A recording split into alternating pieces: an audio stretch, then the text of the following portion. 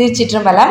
தென்னாருடைய சிவனை போற்றி, எந்நாட்டவர்க்கும் இறைவா போற்றி. அனைவருக்கும் வணக்கம். நாம் இன்னைக்கு குரு பகவான் வக்ரகதியாக போகிற பலனை பற்றி பார்க்க போகிறோம். அக்டோபர் மாதம் 9ஆம் தேதியிலிருந்து பிப்ரவரி மாதம் 4ஆம் தேதி வரைக்கும் ரிஷப ராசியிலே குரு பகவான் வக்ரகதியாகிறார். ஏற்கனவே ஒரு சுபருடைய வீட்டில் தான் இருக்கார். இதுவும் ஒரு சுபகிரகம் தான். அதனால் பெரிய பாதிப்புகளை குரு கொடுக்க மாட்டார் அப்படிங்கிறத நம்ம தெரிஞ்சுக்கலாம். அடுத்தது பாருங்கள், உங்கள் ஜாதகத்தை 2 கேட்டகரியை பிரிக்கணும். ஒன்று, குரு வக்ரமாயிருக்கான்னு பாருங்கள், அல்லது குரு வக்ரம் இல்லையான்னு பாருங்க. இப்படி குரு வக்ரமாக இருந்தால் இந்த 4 மாத காலங்கள் ஒரு நல்ல விஷயங்கள், ஒரு ஜாக்பாட் மாதம், நினைக்கிறதெல்லாம் நடக்கக்கூடிய விஷயங்கள் இதெல்லாமே நடக்கும். ஒருவேளை உங்கள் ஜாதகத்தில் குரு வக்ரம் இல்லாமல் இருக்கார் அப்படின்னா கொஞ்சம் கவனமாக இருந்து செயல்படுத்த வேண்டும் அப்படிங்கிறத நம்ம தெரிஞ்சுக்கலாம்.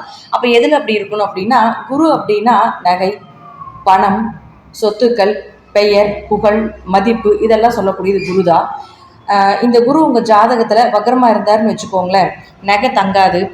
அதே போல் பண இழப்புகள் நிறையா இருக்கும். நகை எடுத்தீங்கனாலும் ஏதாவது ஒரு அடமானத்துக்கு போகும், விற்க வேண்டியது இருக்கும்.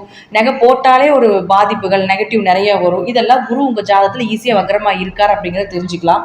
அதே போல் குழந்தைகள் சார்ந்த ஒரு அவமானங்கள், குழந்தைகளுக்கு எது செய்ய முடியாமல் இருக்கிறது, குழந்தை தடை ஏற்படுறது, குழந்தை தாமதமாக பிறப்பது, அது எல்லாமே உங்களுக்கு குருவினுடைய தன்மையில் வந்துடும். பரம்பரை சொத்துக்கள் இருக்காது, தாத்தா பாட்டி சொத்துக்கள் சேர்த்த முடியாது, எவ்வளோ பணம் வந்தாலும் தங்காது, வர்றது எல்லாமே செலவாகுது, விரயமாகுது அப்படிங்கிற அமைப்பு எல்லாமே இந்த குரு பகவான் தான் கொடுப்பார். எங்கே போனாலும் பெயர் புகழ் இருக்காது. அதே போல் உங்களுக்கு நீங்கள் யாருக்கு என்ன நல்லது செஞ்சீங்கனாலும் திருப்பி பலன் அப்படிங்கிறது ஒரு துளி கூட கிடைக்காது. இது உங்கள் ஜாதகத்தில் இயற்கையாக குரு கெட்டிருக்கும் அப்படிங்கிறது நம்ம தெரிஞ்சுக்கலாம். இல்லை அப்படின்னா உங்கள் ஜாதகத்தில் குரு நல்லா இருக்கார் அப்படின்னா என்ன மாதிரி பலன்களை கொடுப்பார் அப்படின்னா, பரம்பரையாக சொத்துக்கள் சேர்த்தக்கூடியவராக இருப்பார்.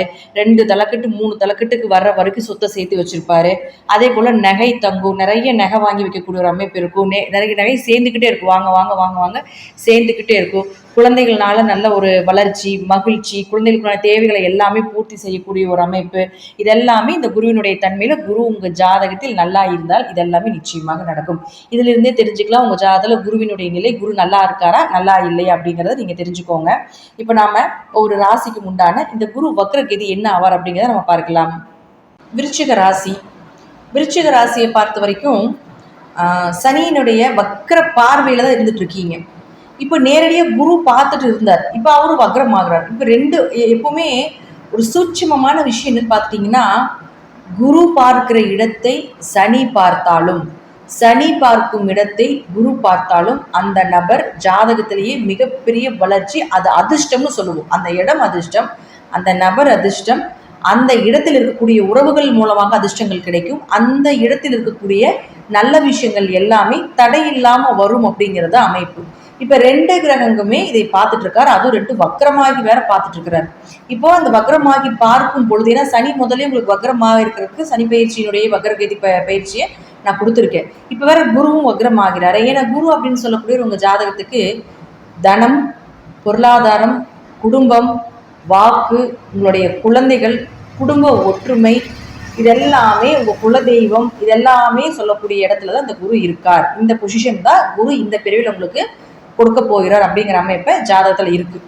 அப்போது இந்த விருச்சிக ராசியை பொறுத்த வரைக்கும் பார்த்துட்டிங்கன்னா, இயற்கையாகவே 2 மற்றும் 5ஆம் அதிபதியான குரு 7ஆம் இடத்துல இருக்கிறது யோகம். உங்கள் ஜாதகத்தில் குரு வக்ரமாக இருக்கான்னு பாருங்கள். அப்படி வக்ரமாக இருக்குது அப்படின்னா இந்த காலகட்டங்களில் பண வரவு, தடையில்லாத பண வரவு, ஏதாவது லாக் ஆயிடுச்சு, வெளியே பணம் கொடுத்து வராமல் இருக்குது அப்படின்னு நினச்சிங்கன்னா அது எல்லாமே வரும். உங்களுடைய பேச்சை ரசித்து கேட்பாங்க, பேச்சால் பெருமைப்பட வேண்டிய ஒரு காலகட்டங்கள், குடும்ப ஒற்றுமை அதிகரிக்கும், பொருளாதார நிலைகளும் கொஞ்சம் அதிகமாகும். அடுத்தது பாருங்கள், 5ஆம் இடத்துக்கும் அதிபதி ஆகிறதுனால 5ன்னா குழந்தை சார்ந்த விஷயத்தில் ஒரு பெயர் புகழ், குழந்தைகளுடைய தேவைகளை பூர்த்தி பண்ண வேண்டிய ஒரு அமைப்பு. அதே போல் 5ஆம் இடம் அப்படிங்கிறது பார்த்துட்டு குலதெய்வம், நிறைய பேருக்கு குலதெய்வமே தெரியாமல் இருக்கும். அந்த குலதெய்வம் எல்லாம் கண்டுபிடிக்க வேண்டிய ஒரு காலங்கள் இதெல்லாமே ஏற்படுத்தி கொடுத்துருவார். குலதெய்வத்தினுடைய அனுகிரகம் இதெல்லாமே கிடைக்கும். 5ஆம் இடங்கிறது திடீர் அதிர்ஷ்டம்னு சொல்லுவோம். அப்போ திடீர் அதிர்ஷ்டங்கள், திடீர் பண வரவு இதெல்லாமே கிடைக்கும் அப்படிங்கிறது சொல்லலாம். ஒருவேளை உங்கள் ஜாதகத்தில் குரு வக்ரம் இல்லாமல் இருந்துன்னு வச்சுக்கோங்களேன், இது சார்ந்த விஷயத்தில் கொஞ்சம் தடை தாமதங்கள், நீங்கள் கொஞ்சம் கவனமாக இருக்கணும். பணம் வெளியே கொடுக்கல் வாங்கல் இருக்கக்கூடாது, ஜாமீன் கையெழுத்துக்கு யாருக்கும் போடக்கூடாது, மற்றவர்களுடைய பிரச்சனைக்கு பொறுப்பேற்கக்கூடாது, மற்றவர்களுடைய குடும்ப விஷயத்தில் போய் தலையிட்டு நீங்கள் மாட்டிக்க கூடாது. இதெல்லாமே உங்களுக்கு திரும்பி கிடைக்கும். நீங்கள் நல்லது தான் செய்ய போவீங்க, ஆனால் பழிபாவங்களை நீங்கள் ஏற்றுக்க வேண்டிய சூழ்நிலைகளை கொடுத்து விடும். அப்போ பணம் வர இடம் கொஞ்சம் தடையாகிறதுக்குண்டான வாய்ப்பையும் கொடுத்துரும். பேச்சால் நிறைய பிரச்சனைகள் சந்திக்க வேண்டிய ஒரு சூழ்நிலைகளை கொடுத்துருவார். குழந்தைகள்னால சில அவமானங்கள், குழந்தைகளுக்குடைய விஷயங்களை பூர்த்தி பண்ணாமல் போகிறதுக்கு உண்டான வாய்ப்புகள், ஒரு குழந்தைக்கு ஆப்ரேஷன் பண்ணுறீங்க, குழந்தைக்காக ஒரு ட்ரீட்மெண்ட் எடுக்கிறீங்க அப்படின்னா இந்த காலகட்டங்களில் கொஞ்சம் கவனமாக இருங்க. உங்கள் ஜாதகத்தில் குரு வக்ரம் இல்லைன்னா ஏதாவது ஒரு ஏமாற்றுதல் நடக்கிறதோ அல்லது ஏதாவது ஒரு விஷயத்துக்காக நீங்கள் செய்யக்கூடிய அந்த செலவுகள் அது உங்களுக்கு தடையாகிறது இதெல்லாமே ஏற்படுத்தி கொடுத்துவிடும். அதனால் இது உங்கள் ஜாதகத்தில் தசாபுத்தி கனெக்டிவிட்டி ஆகுது அப்படின்னு பார்த்துட்டிங்கன்னா ஓரளவுக்கு நன்மைகளை கொடுத்துடும், நல்ல தசாபுத்திகளாக இருந்தால். பொதுவாக சுப கிரகங்களாக இருக்கக்கூடிய கிரகங்கள் வக்ரகதி ஆனாலும் அதுவும் சுபர் வீட்டிலிருந்து குரு வக்ரமாகிறது பெரிய பாதிப்புகள் இல்லை. ஆனால் அசுப கிரகங்கள் வக்ரமாகிறது தான் பிரச்சனை. அப்போ அசுப கிரகமாக இருக்கக்கூடிய சனி உங்களுக்கு அர்த்தாஷ்டம சனியாக இருந்து வக்ரமாகும் பொழுது கொஞ்சம் பிரச்சனைகளை கொடுத்துட்டு இருப்பார் அப்படிங்கிறது உண்மை. அப்போது இந்த உங்கள் ஜாதகத்தில் இந்த குருவும் வக்ரமாகும் பொழுது கொஞ்சம் கவனமாக இருந்து செயல்படுத்தணும். தசாபுத்தி நல்லா இருந்து ஓரளவுக்கு நன்மைகளை கொடுக்கக்கூடிய ஒரு காலகட்டங்களாக இருந்தால் குரு பெரிய அளவுக்கு பாதிப்புகளை கொடுக்காது அப்படிங்கிறத நான் உங்களுக்கு 100% சொல்கிறேன். வாழ்த்துக்கள், நன்றி. மீண்டும் ஒரு நல்ல பதிவில் சந்திக்கலாம். திருச்சிற்றம்பலம், தில்லையம்பலம், ஸ்ரீ நரசிம்மர் திருவடிகளே சரணம். கடவுள் அருள் டிவியை பார்த்தமைக்க நன்றிகள். மேலும் இது போன்ற தகவல்களை தெரிந்து கொள்ள கடவுள் அருள் டிவியை சப்ஸ்கிரைப் செய்யுங்கள். மறக்காமல் பெல் ஐக்கானை கிளிக் செய்யுங்கள்.